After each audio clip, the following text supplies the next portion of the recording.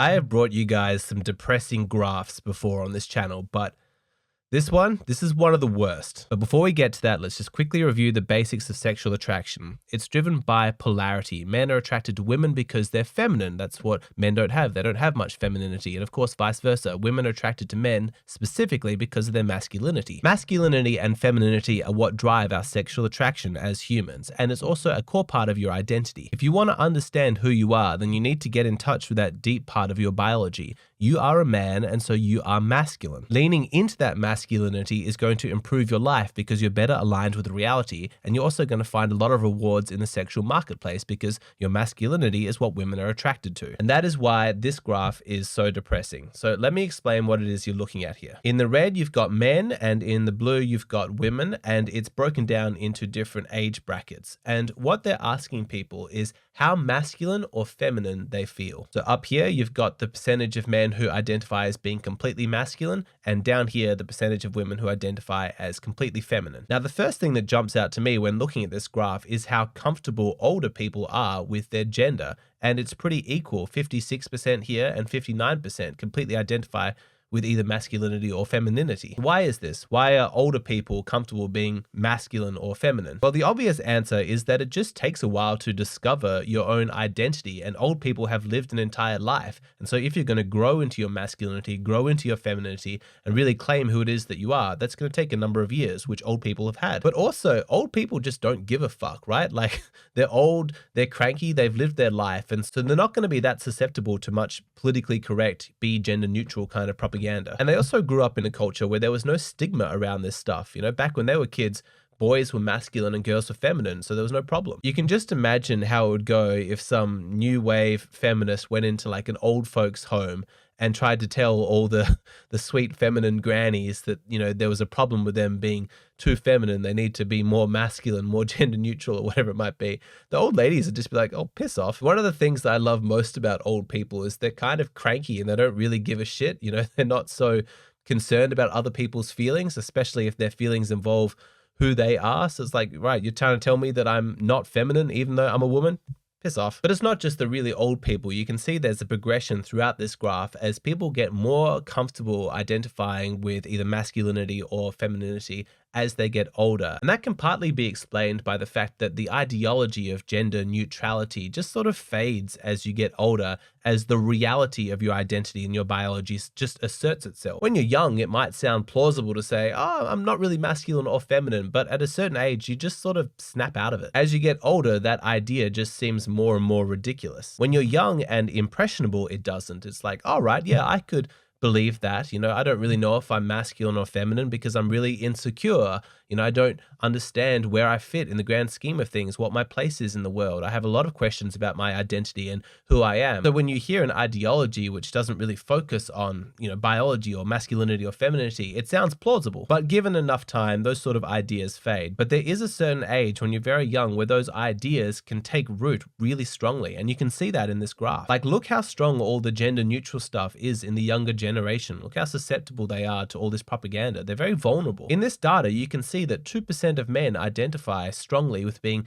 masculine, but 17% identify with gender neutrality. Isn't that a crazy statistic? When you meet young men aged 18 to 24, for every one of them that you see who's really masculine and really owns that masculinity, there are 8 of his brothers who are gender neutral. If there's one piece of advice I wish all young men could really hear and integrate, it's that they don't need to be scared of their own masculinity. I know you've heard a whole bunch of cultural propaganda about how masculinity is the patriarchy and it's toxic and all of that stuff. It's nonsense. Masculinity can and should be a powerful force of good in this world, and it should be the vehicle of your own self-expression. I'm confident that deep down inside you, you want a strong masculine identity. You want to be powerful. You want to be successful. You want to be confident. There's nothing wrong with that. You should do it. You should become a leader of men. You should exude masculinity from mind and body, which brings me to the sponsor of today's video. Somebody recently asked me if I would ever recommend that men go on steroids? And my short answer is no. I'm not an expert, but I know there's like health complications that come with it. But I do understand that desire for men who want to bulk up, to become stronger in their body, to embrace their masculinity and become more attractive to women. So if that sounds like you, but you don't want to use steroids, then you might want to check out the sponsor of today's video, testosterone by Black Forest Supplements. Testosterone is a naturally occurring steroid hormone that you can find in plants. And Black Forest Supplements has the best testosterone product out there. Not only are they the most affordable, but they're also the purest as well. Their pills are 95% testosterone. There's no filler, which means that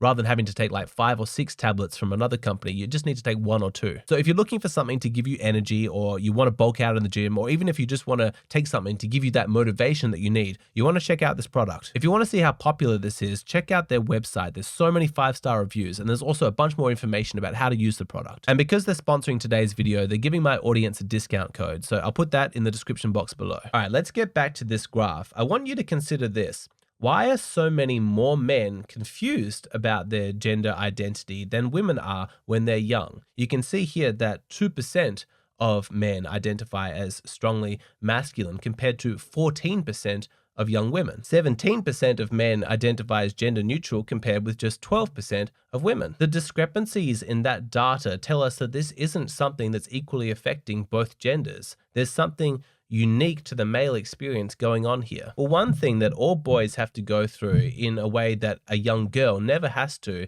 is a strong disassociation from their mother. This is a big part of why young men aren't strongly masculine yet. While it's true that young boys do have a masculinity, a sort of immature masculinity, for the first 12 years, they're largely cocooned inside a sort of protective womb of femininity because their mother is their primary caregiver, at least in most cases. So until puberty, he sort of lives under that blanket of femininity. That's his safety, that's his protection.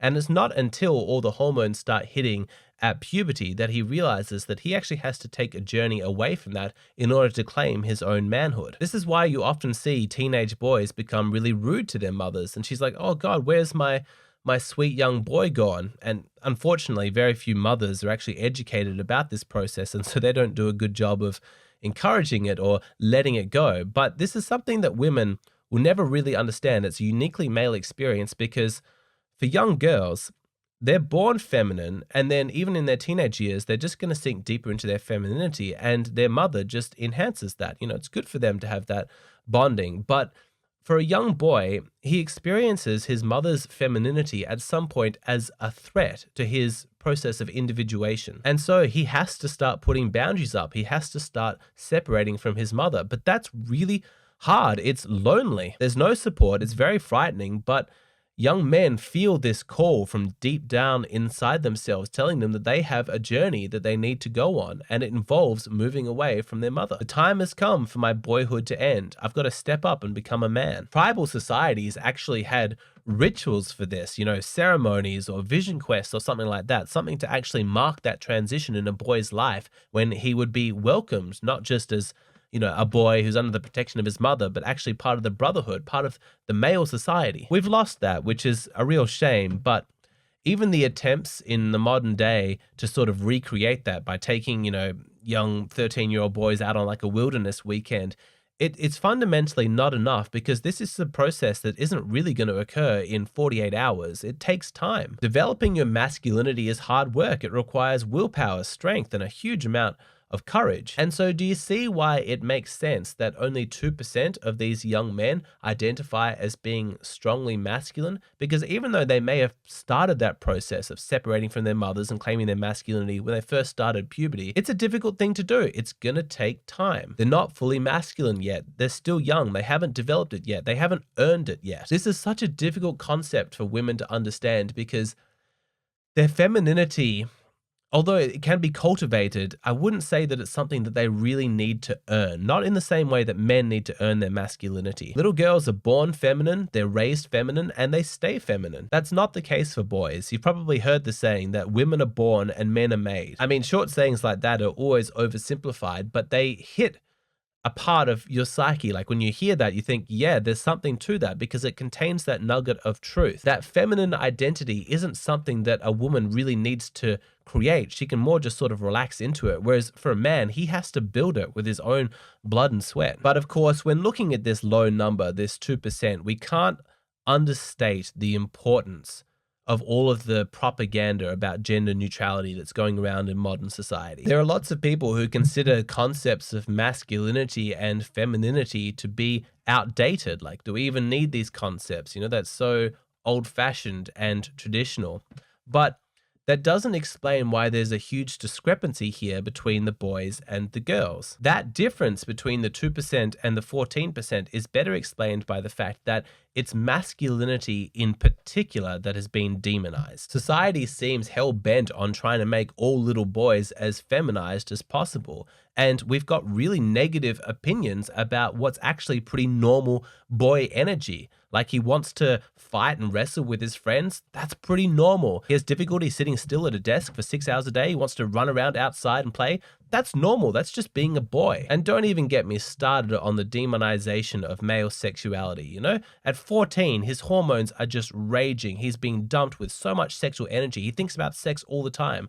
That's normal. All of that propaganda doesn't remove his male sexual impulses. He just represses them or feels really guilty and shame, like he's some kind of creep or pervert. It's terrifying how early the demonization of masculine energy begins. You've got a bunch of boys who are being told that they're the patriarchy, that they're responsible for oppressing women throughout the ages, and he's like 14. It's like young boys are being taught that they have original sin, you know, original guilt. And for young people, that's when you're at your most idealistic. You know, you want to become the best person you can, you want to save the world. And when you're being told that your own inherent maleness, your masculinity is toxic and responsible for so many of the ills in the world, is it any wonder that so many young guys would prefer to identify as gender neutral? You know, they're just simply trying to be good people, and that's what they've been told is good. But they're treading the wrong path because masculinity is not inherently toxic. It's beautiful, it's powerful. It's not used to oppress women, it's used to protect women, to provide for them. It's actually the men who hate their own maleness and deny their own masculinity that are the bigger threat to society. But coming back to this graph, look here and you can see that there's this massive jump